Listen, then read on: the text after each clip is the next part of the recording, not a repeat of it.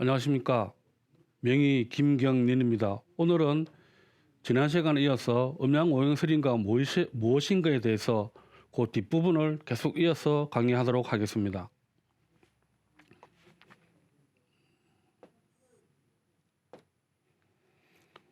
지난번에도 제가 잠깐 말씀드렸지만은 음양의 유래가 어떻는지, 오행의 유래가 어떻는지, 또 그게 철학적으로 어떤 의미를 가지는지, 또 언제부터 이게 정확하게 지금 우리가 쓰는 의미로 쓰여졌는지, 이런 음양오행의 유래와 역사에 대해서는 우리가 깊이 있게 공부할 필요는 없다는 겁니다. 하지만 우리가 꼭 알아야 할 거는 음양오행이 왜 중요한지는 알아야 된다는 것입니다. 이게 써놨지만은 과학이 발전한 오늘 과연 이 음양오행설이 우리한테 어떤 의미가 있으면 꼭 필요한가? 예, 음양오행이라는 게 뭐 로켓으로 쏘아 올리고 뭐 바다에서 고기를 잡고 이런 데는 큰 상관이 없다는 겁니다. 하지만 일부분의 사람들, 무슨 말인가 하면은 고대의 동양 문화를 이해하려고 하면은 이거는 필수 불가결한 존재라는 것입니다. 왜 그런가 하면은 음양오행설은 고대 중국뿐만 아니라 우리나라에서도 세계를 바라보는 세계관이었다는 겁니다. 무슨 말인가 하면은 음양오행, 서로 상반되는 기운이 있는 음과 양, 또 이 세상을 이루는 5가지 물질, 오행으로서 이 세상을 해석하고 분석해서 답을 얻었다는 겁니다. 그래서 옛날 사람들은 지진이 오는 것도 음과 양이 조화를 이루지 못해서 지진이 왔다, 이렇게 해석을 했다는 겁니다. 그래서 결국은 이 음양오행설은 동양 사상을 보면은 뭐 정치 철학, 역사 철학, 뭐 자연 철학, 쉽게 말하면 과학이겠죠. 과학, 그다음에 양생학, 이런 여러 가지 방면에서 이 부분을 이해하는 열쇠로 쓰였다는 겁니다. 그러면은 이러한 음양오행설과 우리 명리학은 어떤 관계가 있느냐를 한번 알아보도록 하겠습니다.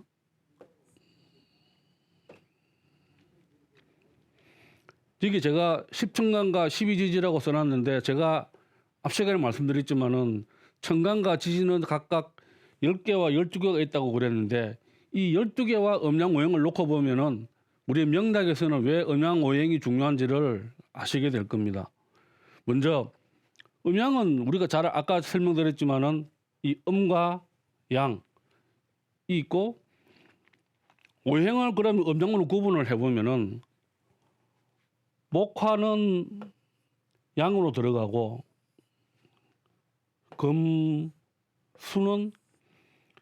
음으로 들어간다는 겁니다. 그러면 토는 뭐냐? 토는 음도 아니고 양도 아니고 중간에 있는 거, 중. 그래서 이거를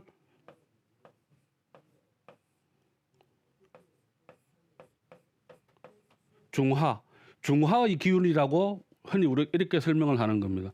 그러면은 이 양 안에는 양은 양만으로 가득 차 있느냐? 그게 아니라는 겁니다. 양이지만 또 그 안에 보면은 이렇게 음과 양을 나눌 수 있고, 음 중에서도 양과 음으로 나눌 수 있다는 겁니다. 무슨 말인가 하면은 양은 목하지만은 그 중에서도 목은 소음, 음으로 분류하고, 화는 양 중에 양으로 분류를 하는 것입니다. 그리고 음을 놓고 봐도 음 안에 있는 금, 수 기운은 금은 소양, 그리고 수는 음 중에 음으로 분류를 하는 것입니다. 그래서 보시면은 음 중에도 음이 있고 양 중에도 양이 있는 겁니다. 이처럼 음양과 오행은 서로 나눠져서 따로따로 작용하는 게 아니라는 겁니다. 음양 속에 오행이 있고 또 오행 속에 음양이 있다는 겁니다. 그래서 흔히 우리가 하는 얘기로 오행은 음양의 질이고 음양은 오행의 기이다. 이게 무슨 말인가 하면은 이 음양은 오행이 없으면은 나타날 방법이 없다는 겁니다. 나타날 방법이 없고 또 이 오행은 그대로 있으면 오행밖에 안 되지만은 이것이 행,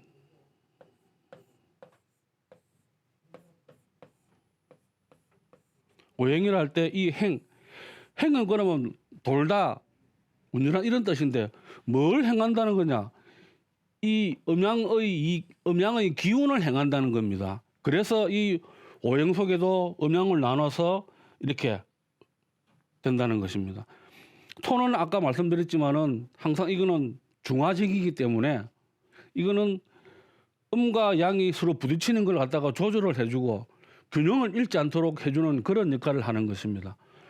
그러면은 이 십천간을 또 12지지를 놓고 보면은 십천간은 제가 말씀드린 대로 갑을, 병정, 무기, 경신, 무게가 있는데 이 각각이 보면은 양음, 양음, 양음,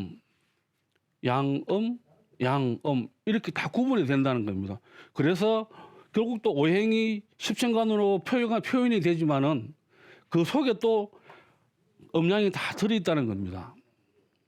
그리고 마찬가지로 그러면은 사주에서 12지지를 보시면은 거기도 보면은 자, 우리가 흔히 말하는 임묘, 요거는 요 뒤에 있는 것이고 요거는 여기 있고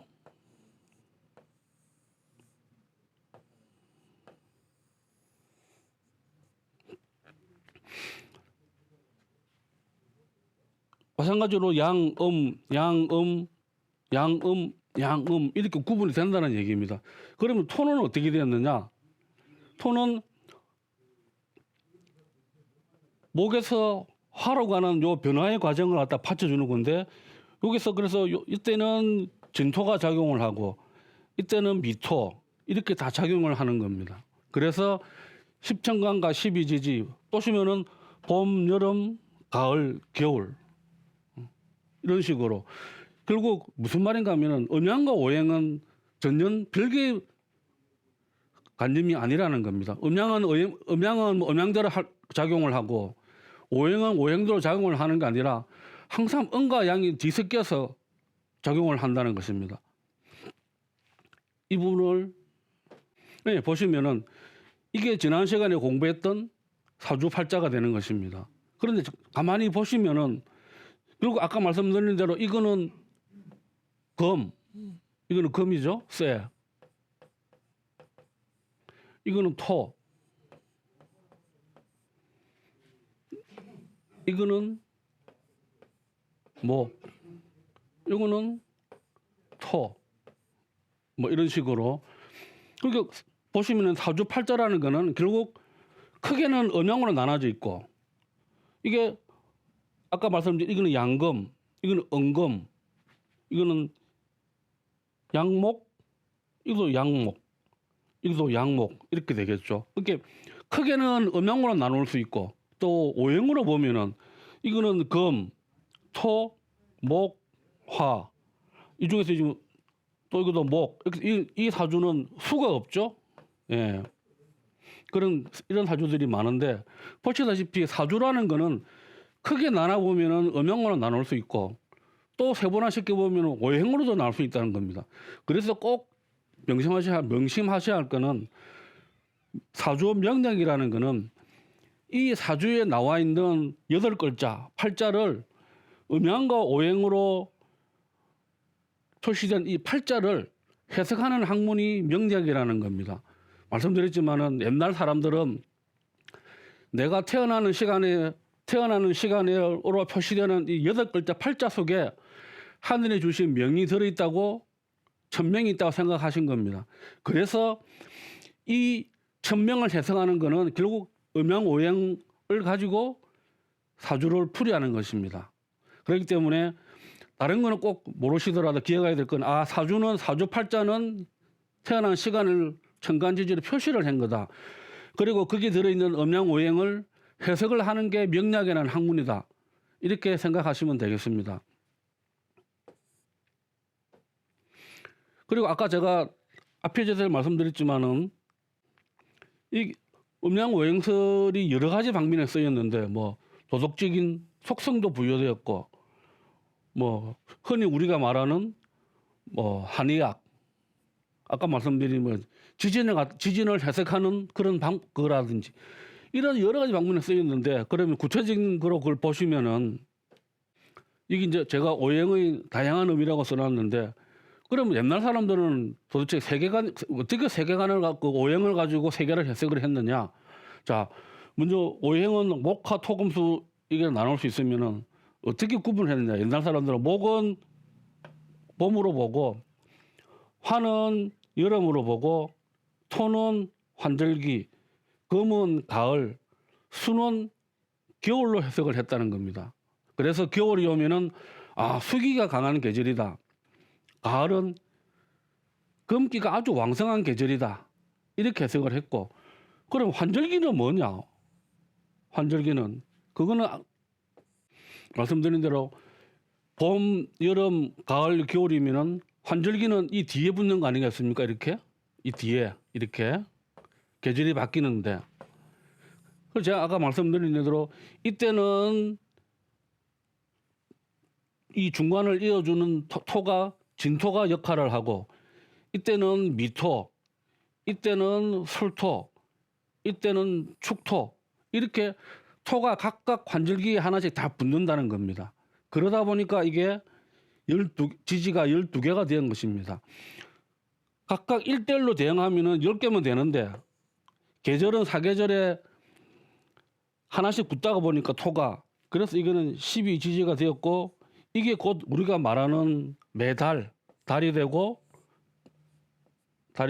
또 우리가 말하는 12지지 띠 뭐 호랑이띠 토끼띠 뭐 원숭이띠 닭띠 이런 식으로 모든 걸 갖다가 이런 식으로 다 옛날 사람들은 해석을 했다는 겁니다. 그래서 보시면 아까 철학적인 의미를 부여했다. 무슨 의미인가 하면은 이게 제가 우리 동양 이 사서상경이라든 이런 동양 철학에 보시면 오상이라 해가지고 목은 어질인자 인의 기운을 가지고 있고 화는 예의 기질을 가지고 있고 금은 의 그다음에 수는 지혜의 기운을 자질을 가지고 있다. 그리고 토는 중앙에서 신 이렇게 철학적인 의미도 부여했다는 겁니다. 그다음에 또 방향을 놓고 봐도 목은 동쪽, 화는 남쪽, 금은 해가 지는 서쪽, 그다음에 수는 북쪽이면은 토는 항상 중심을 잡아주는 거기 때문에 중앙을 의미했다는 겁니다. 그리고 또 한의학에서는 흔히 목하면은 오장에서는 간, 그다음에 육부에서는 흔히 우리가 말하는 오장육부 보시면은 금은 폐, 대장, 수는 신장과 방광을 각각 담당을 한다는 겁니다. 그래서 흔히 우리가 밖에 사주를 보러 가시면은 선생님들이 말씀하시는 게 아, 당신은 이 신장 방광 쪽이 약해. 이렇게 말씀하시는 거는 그분의 사주에 수 기운이 약하다는 얘기입니다. 그게 또 뭐 예를 들어서 화 기운이 약하다. 그러면은 뭐 심장이 안 좋겠네. 이렇게 해석을 하신다는 겁니다. 그리고 또 우리가 또 갔을 때 그 선생님들이 말씀하시는 게 당신은 뭐 어떤 직업을 가져. 왜냐하면은 오행이 이랬기 때문에 당신은 뭐 화 직업이 맞다. 목 직업이 맞다. 이렇게 말씀을 하시는데 여기 제가 적어놓은 거는 직업 종조 수십 가지가 있는데 아주 대표적인 거 하나만 적으면 딱 떠오르는 그 물상을 가지고 하나만 적어놓은 겁니다. 목은 일단 청소년 관련 나무는 쑥쑥 자라가지고 열매를 맺고 꽃을 피워야 되지 않습니까? 그래서 청소년 관련 화는 연애 스포츠라든지 토는 항상 이 신뢰를 우선하기 때문에 공직자. 그래서 당신은 공직자 팔자가 좋아 이렇게 하면은 아, 내 사주는 토가 중심인 사주구나.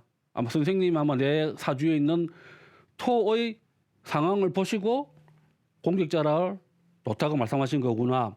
또 금 하면 우리가 생각나는 게 딱 칼이 떠오르지 않습니까? 그러다 보니까 이 바로 작용을 하는 분들은 흔히 저희가 말씀하시기를 군인, 검찰, 경찰 뭐 이런 쪽으로 하는 게 좋다. 또 수는 물이라는 건 흘러가다가 앞에 돌이 있으면은 쑥 둘러가는 겁니다. 또 웅덩이가 있으면은 들어가서 고였다가 차면은 다시 또 흘러가고 이런 식으로 되기 때문에 지혜롭기 때문에 영구직이 맞다 이렇게 판단을 하시고, 또 마음을 놓고 보면은 항상 사주에 목이 많으신 분들은 꿈, 희망 그 때문에 쉽게 좌절을 안 하시겠죠.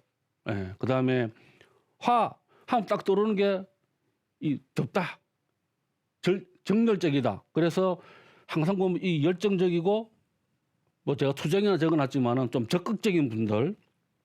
그다음에 토는 중간에서 신뢰를 바탕으로 중심을 잡아줘야 되기 때문에 항상 보면 토가 많으신 분들은 이 안정과 평화를 아주 중요시하는 겁니다.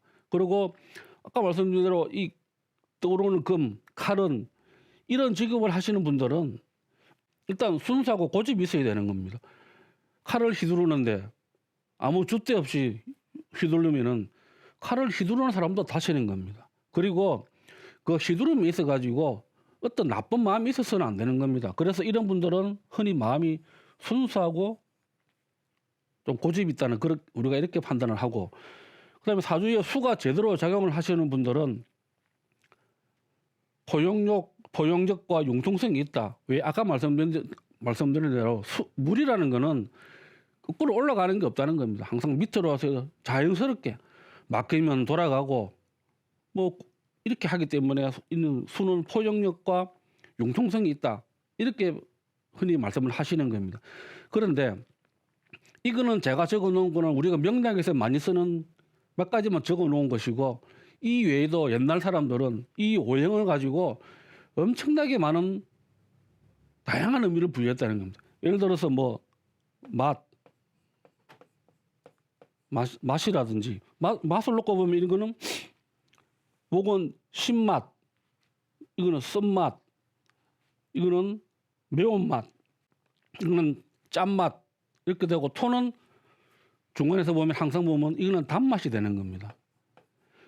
우리 어머님들 항상 부엌에서 일하시다가 약간 음식이 짜게 됐다, 맵게 됐다 이렇게 하면은 설탕을 조금 넣으면은 그 맛이 그 매운맛이나 신맛이나 쓴맛이 많이 사라지는 겁니다. 그래서 항상 이 토는 중간에서 단맛을 상징하는 겁니다. 이뿐만 아니고 여러 가지도 우리 신체 얼굴을 놓고 봐도 이거는 눈, 혀, 입, 코, 귀 이런 식으로 모형을 가지고 다양한 의미를 부여해 가지고, 이 다양한 의미를 가지고 옛날 고대 사람들이 궁금한 점, 왜 지진이 일어날까? 그다음에 왜 내가 이렇게 가슴이 안 좋을까? 이런 걸 갖다가 다 해석을 했다는 겁니다. 그래서 이 음양오행설이 고대인들의 세계관이었다는 겁니다. 마찬가지로 저희 명리학도 그리고 옛날 사람들이 오랫동안 고민을 해서 만들어낸 산물입니다. 그렇기 때문에 우리 사주 명리학도 음양오행설을 떠날 수는 없는 겁니다. 음양오행설이 떠나는 것은 고사하고 음양오행설은 사주 명리학의 가장 기본이 되는 사상이라는 겁니다. 그렇기 때문에 이 음양오행의 다양한 의미라든지 그 작용 이런 걸 모르고는 아까 말씀드린 그런 사주를 풀 수는 없다는 겁니다. 아까도 보셨겠지만은 결국 이 사주팔자는 표현되어 있는 거는 다 음양오행으로 표시가 되어 있다는 겁니다. 그러면 이거를 해석을 하려면은 음양오행에 대해서 정확하게 아셔야 이게 이 사주가 어떠하기 때문에 이런 말씀이구나 하는 거를 우리가 쉽게 이해할 수 있다는 겁니다. 그렇기 때문에 음양오행설이 무엇인가를 아는 거는 바로 사주 명리학을 푸는 가장 첫걸음이라고 할 수 있겠습니다. 다른 거는 모르겠지만은 꼭 사주는 음양오행으로 짜여져 있고 그걸 갖다가 해석하는 게 명리학이다. 이거는 꼭 암기를 하셔야 되겠고 그다음에 말씀드린 대로 십천간 십이지지. 위에 있는 거를 천간이라 그러고 여기 위에 있는 걸 천간이라 그러고 밑에 있는 거를 지지라고 한다. 그런데 천간에는 10글자가 있고 밑에는 12개가 있구나. 그 12개가 그 12개가 짝을 이루어서 표현이 된 게 사주팔자구나. 이렇게 생각하시면 되겠습니다. 다음 시간에는 아주 중요한 이 십천간에 대해서 한번 알아보도록 하겠습니다.